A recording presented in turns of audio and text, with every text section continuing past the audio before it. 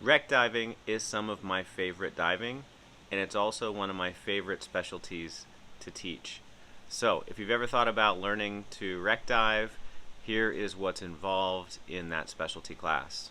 The equipment we need for wreck training, in addition to our standard scuba gear: gloves, cutting tools, lights, and a good reel.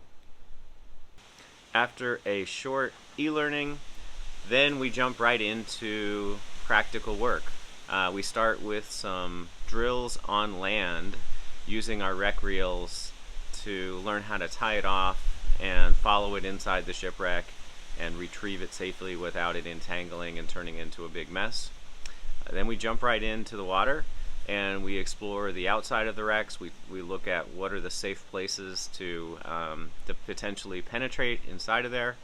We look for entanglement hazards and for dangers. And then finally, we work our way up to penetrating the wrecks. And we run a line inside that becomes our lifeline if we can't find our way out or if we silt it out and can't see. So if you're interested, let me know. I would love to teach you.